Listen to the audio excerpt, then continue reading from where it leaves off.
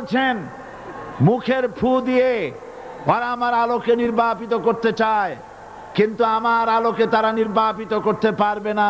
আমি আমার দ্বীনকে পূর্ণতা দান করব। জোরে বলেন আলহামদুলিল্লাহ।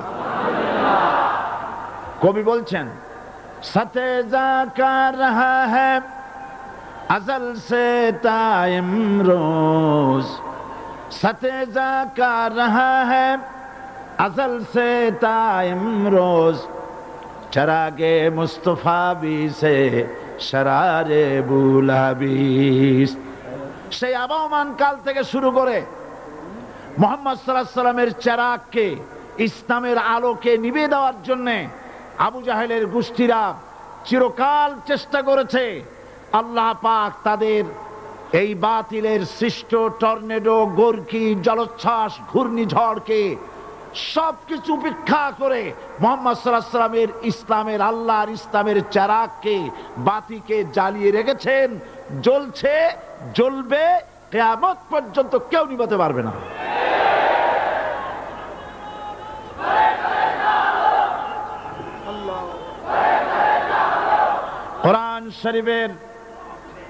কোরআন শরীফের তাফসীর শুরু করার আগে প্রতিদিনের মতো সাংবাদিকদের জন্য কিছু কথা বলতে হয়, কারণ সময় মতো তারা খবর পৌঁছতে না পারলে, আপনারা এখানে লক্ষ লক্ষ আছেন মানুষ, কিন্তু সারা জাতি জানতে পারবে না এখানে কি হচ্ছে। এই জন্য আমি আজকের বক্তৃতায় কি সব কথা আনবো, তাফসীরের মাধ্যমে কি সব কথা আসবে, তার একটা সামারাইজ, তার সার সংক্ষেপ, অর্থাৎ নিউজের হেডলাইন যেমন বলা হয় সেরকম কিছু কথা 2-1 মিনিটে বলেই কোরআন শরীফের তাফসীর শুরু করব। বেমাশিয়াতিল্লাহ, বিইজনিল্লাহ, বেফদলিল্লাহ। সেই কথাগুলি হচ্ছে এই পৃথিবীতে নবী রাসূলগণের আগমন ঘটেছিল, উদ্দেশ্য ছিল এই আল্লাহর জমিনে আল্লাহর মানুষের উপরে আল্লাহর বিধান কায়েম করা। এটাই ছিল নবীদের আগমনের উদ্দেশ্য। আর শয়তানের আগমনের উদ্দেশ্য ছিল আল্লাহর বিধানের পরিবর্তে ধর্ম নিরপেক্ষ মতবাদ কায়েম করা। এজন্য পৃথিবীর কোন নবী, কোন রাসূল ধর্ম নিরপেক্ষ ছিলেন না, সবাই ছিলেন ধর্মের পক্ষে। রাসূলুল্লাহর অসংখ্য সাহাবীদের মধ্যে একজন সাহাবীও ধর্মের ব্যাপারে নিরপেক্ষ ছিলেন না। গোটা বিশ্বের সমস্ত মুহাদ্দিস, মুফাসসির এবং বড় বড় ওলামা, পীর বুজুর্গ, এমন একজন লোক পাওয়া যাবে না যিনি ধর্মনিরপেক্ষ মতবাদের অনুসারী ছিলেন। তাই ধর্মনিরপেক্ষ মতবাদের অনুসারী হওয়ার অর্থই হচ্ছে পবিত্র কোরআন হাদিসের সরাসরি অমান্য করা এবং আল্লাহ ও তার রাসূলের সাথে বিদ্রোহ ঘোষণা করার শামিল। ধর্মনিরপেক্ষ মতবাদ শয়তানের আবিষ্কৃত মতবাদ বলেই দুনিয়ার অধিকাংশ ইহুদি, খ্রিস্টান, মুশরিকরা এই মতবাদের অনুসারী। ইসলাম সম্পর্কে অনভিজ্ঞ পৃথিবীর কিছু কিছু মুসলিম দেশের কিছু কিছু নামধারী মুসলমান ধর্মনিরপেক্ষ মতবাদের ষড়যন্ত্রে পা দিয়েছে। আল্লাহ তাদেরকে রক্ষা করুন। আমরা বলি আমিন, সবাই বলি আমিন। বিশ্বের সমস্ত বিধানগুলোতে সেকুলারিজম, ধর্মনিরপেক্ষ মতবাদের অর্থ করা হয়েছে ধর্মহীনতা এবং ধর্ম বিরোধিতা। এর বাস্তব দৃষ্টান্ত আমরা দেখতে পাই বর্তমান যে সরকার আছে, তাই সেই সরকারের আমলের ভিতরে আমরা এই জিনিসটা দেখতে পাই। সত্য কিনা বলেন? সত্য কিনা বলুন? এই দলটির নাম ছিল আওয়ামী মুসলিম লীগ। এই দলটির নাম ছিল কি? আওয়ামী মুসলিম লীগ। তখন তারা নারায়ে তাকবীর, আল্লাহু আকবার ধ্বনি দিত, স্লোগান দিত, কিন্তু ধর্মনিরপেক্ষ মতবাদ দলীয় আদর্শ হিসাবে গ্রহণ করার কারণে নারায়ে তাকবীর, আল্লাহু আকবার এই স্লোগান তারা বর্জন করেছে। 1972 সনে যখন তারা ক্ষমতায় এলেন, তখন সংবিধানের শিরোনামে মুসলিম প্রথা সিদ্ধ বিসমিল্লাহির রহমানির রহিম তারা পরিত্যাগ করেছিল। সমস্ত বিশ্ববিদ্যালয়ের মনোগ্রাম থেকে ইকরা বিসমি রব্বিকাল্লাযী খালাক রব্বি জিদনি ইলমা এটাকে তারা বাদ দিয়েছিল। সলিমুল্লাহ মুসলিম হল এই নাম থেকে মুসলিম শব্দ বাদ দিয়েছিল। নজরুল ইসলাম কলেজের নাম থেকে ইসলাম শব্দ বাদ দিয়ে শুধু নজরুল কলেজ করেছিল। এগুলি অসত্য না সত্য?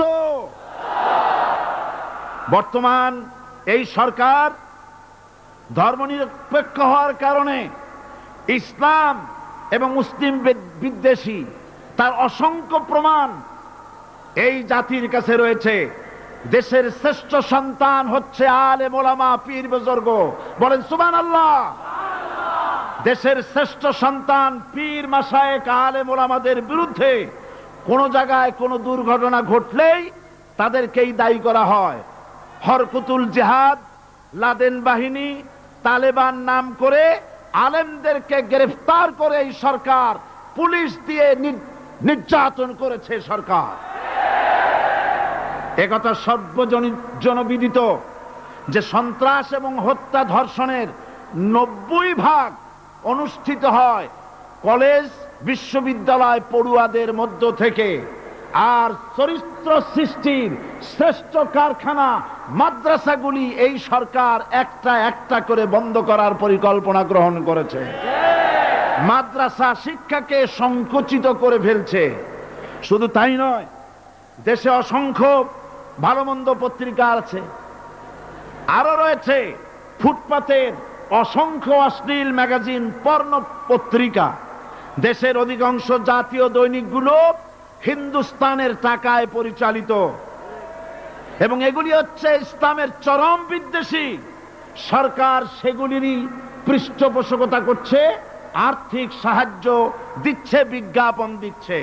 আর অন্যদিকে এদেশের মুসলিম জাতিসত্তার প্রতীক, স্বাধীনতা, সার্বভৌমত্ব, অখণ্ডত্বের অতন্ত্র প্রহরী, জননন্দিত 12 কোটি মুসলমানের কলিজার সাথে সম্পর্ক দৈনিক ইনকিলাব পত্রিকাকে বন্ধ করার ষড়যন্ত্র হিন্দুস্তানের গোলাম সরকার হাতে নিয়েছে।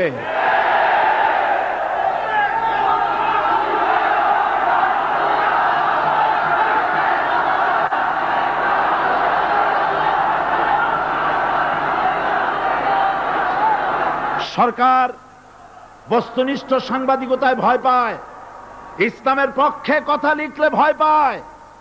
এজন্য তারা দৈনিক ইনকিলাব এবং তার পরিবারের গায়ে হাত দেওয়ার প্রস্তুতি নিয়েছে। দৈনিক ইনকিলাবের সম্পাদকের গায়ে যদি হাত দেওয়া হয়, ইনকিলাব যদি বন্ধ করে দেওয়া হয়, সারা বাংলাদেশ অচল হয়ে যাবে।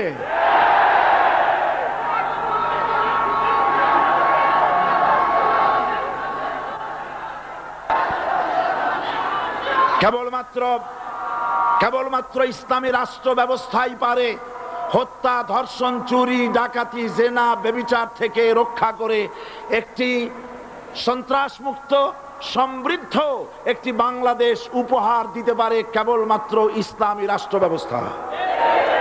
সুতরাং অবস্থা দৃষ্টে মনে হয় এরা যদি আরেক আল্লাহ না করুন, বলেন আল্লাহ না করেন, আল্লাহ না করেন, আল্লাহ না করেন, এরা যদি আরেকটাবার ক্ষমতায় যেতে পারে, ৭২-এর সংবিধানকে পুনরুজ্জীবিত করে ধর্মনিরপেক্ষ মতবাদ কায়েম করবে, সেজন্য আজ গোটা তাওহীদবাদী মুসলমানদেরকে জানতে হবে ধর্মনিরপেক্ষ মতবাদ একটি কুফরি মতবাদ।